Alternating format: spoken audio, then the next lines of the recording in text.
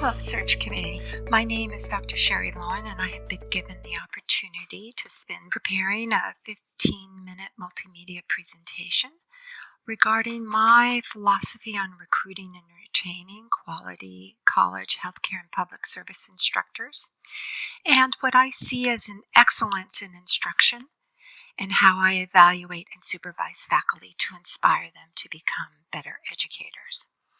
So let's take a look first at Rogue Community College's overarching culture. Rogue Community College is a premier learning college that transforms, strengthens, and inspires through integrity, collaboration, inclusion, stewardship, and courage. Knowing that is your compass, I think that helps any dean that would be coming in understand key talent for the programs that rest under the School of Health and Public Safety. First, with any institution, you have to look at the minimum qualifications. At the college, the minimum qualifications for CTE are found under Area 3, and this is reflective across the United States that CTE programs can see a wide range of credentials from a master's to an associate's degree. Another key and very important point over CTE programs are accreditation.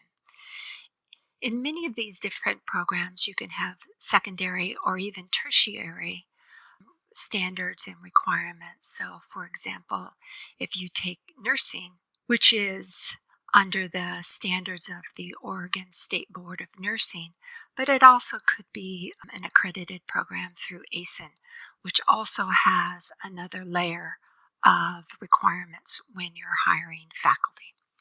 Same thing for dental assisting. You can have the dental board. You also may have a secondary accreditor such as CODA that you need to consider when you're hiring.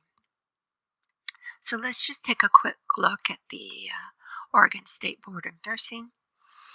And so on the state website, they go over what credentials your faculty need if they are going to be administrator, if they are going to be faculty, or if they're going to teach in clinic.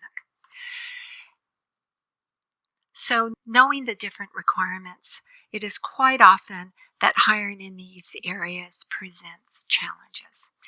Many of these areas of CTE programs, when you're a professional in these areas, you may make significantly more money than you do in the education sector. So recruiting in these areas, it's quite often that you find pools of less than 5 candidates. That presents the college with a significant challenge. And often what happens is these recruitments can go on for a year or so. So being able to plan and know that what your program needs are very, very important, such as if you have a program review process. That is very, very helpful so you can see what the initiatives are for the program and that if it's going to require hiring additional faculty or staff. The second part of my presentation will cover professional development. Professional development in CTE programs is very, very important. I believe that the continuing development of faculty is very critical to the life of programs. But there's different dimensions. It's simply not just continuing development in one area. It's multicentric. And to understand that as a dean is very important because you have to advocate and help find the funds to be able to send faculty to these different conferences or events that will invest in the faculty themselves. So let's look at first as their continuing development as a professional. This dimension really focuses on the profession. So if they're a nurse, if they're a firefighter, they always need to keep relevant and up to date in their field so that they can bring that information back into the classroom. The Next dimension is the continuing development as an educator. So when we do hire key talent, it is quite often that they don't have a background in pedagogy, as you see in the academic programs. Quite often we'll have a nurse that's right off the floor, or we will have a firefighter that came in right from the field. And at that point, it's very, very critical to be able to invest in them as an educator. And that means that if the college has like a first year experience for education, if not, as a dean, I have looked for outside opportunities for faculty at conferences, but it's really, really critical to know that when we bring them on, that this dimension of their career growth is really critical. And then being able to develop them into becoming a full-time faculty in all the dimensions that are required. The next is the continuing development in technology. This is technology both as an educator and as a professional. So we know that technology is impacting all of our lives in very different dimensions. And thus, too, as an educator and a professional, faculty will always feel challenged that they need to have time to be able to learn the new widget or the new application, or in the sense as if you're in medicine, the new technology that's come in that's driving different procedures and different standards of care. Then also, and I find this the most critical, is that without having faculty going out and gaining the synergy that happens with meeting with others in a forum where they're away from the college, hearing different ideas and thoughts and standards of practice in other colleges, that key aspect allows for innovation and inspiration when they bring it back to the institution.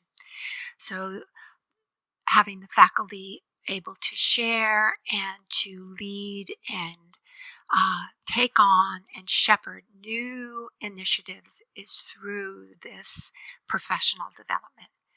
And finally, for the administrators of that program, they have to be able to go to the conferences such as the State Board of Nursing or ACEN conference or other conferences where they learn what the new standards and requirements are. So in the areas of CTE, this is a very critical part of faculty development. Next, let's look at teaching excellence. In CTE programs, we find that, as I had said before, we're generally bringing career professionals into a whole new career. And while they are, hopefully as we hired them, while they excel in their primary career, such as being a nurse, being a dental assistant, when we bring them into the world of education, this is a brand new experience for most of them. For many of us who have been in education for many, many years, understanding it through the eyes of a new faculty is very critical. And so it has been my habit that I have adopted over the course of the last 10 years of administrating CTE programs is to really understand that, lean into it, and to know that you need to really mentor first-year faculty, even through the entire process of the 4 to 5 years where they're going through the tenure track. And to be able to chunk out those objectives that you have for the faculty and not overwhelm them initially regarding all the dimensions of becoming a teacher of excellence. So let's just look at quickly how expansive and involved this is through the eyes of what would be a first-time faculty member coming into the institution. And that's through the tenure track process, where we look at the classroom culture, we look at the new instructors' planning, we look at their teaching, we look at their assessing, their quality of student learning, and the professional contributions to the learning communities. Let's drill down on that for just a moment. So, looking at the classroom culture and understanding for the first year faculty what dimensions that we really look at, and then being able to help them through this through productive feedback and through very targeted feedback.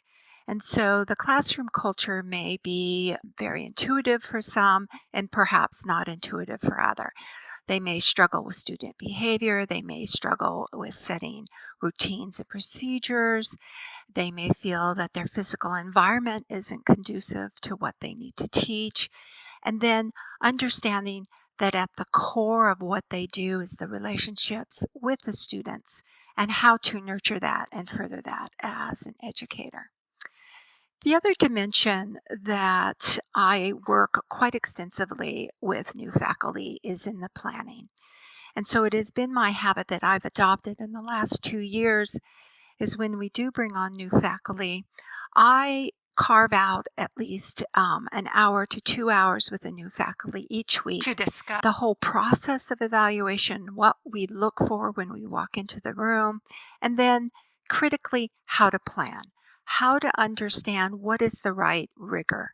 So even in that one statement of what is the rigor of the course, underneath that lies cognitive theories, there's Bloom's, being able to walk the new faculty through that and help them at least start on their pathway of this very, very complex area that will help them be better instructors and understand that when they go in there, if the objective or if the learning outcome has a certain level, how they can align their materials to that level to be able to get the outcome that we're looking for with students.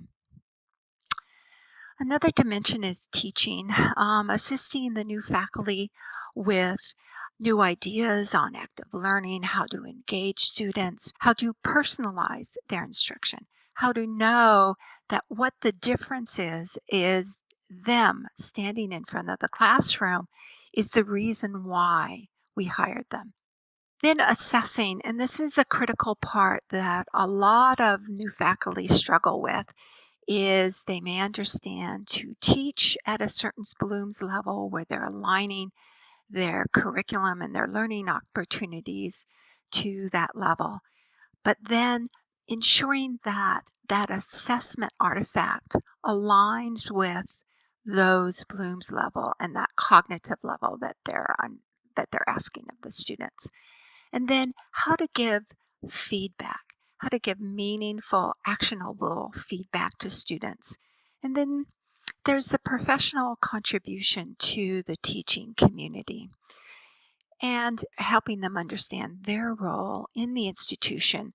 What are the core values, how they can express their core values, how they can contribute to the college with their skills and abilities. And then the professionalism that's required of full-time faculty and the collegiality and being able to work in environments that are student-centered and student-focused. And then finally, the quality of learning. And this is really helping the new faculty understand that there's dimensions to students, that we just don't go in and do the old pattern where you go in and you lecture and you leave. That faculty are committed to the academic growth, so the didactic, the conceptual understanding for students, but also the performative growth, being able to do those tasks that they will be required to do in their careers, and that part of their role as a faculty member is being able to help students learn those critical thinking skills that they'll need in their profession, and being able to be good communicators, how to take on that role that they need to take on as a professional. So as I close out this presentation, I want to thank you for the opportunity to be able to present. Thank you for your time.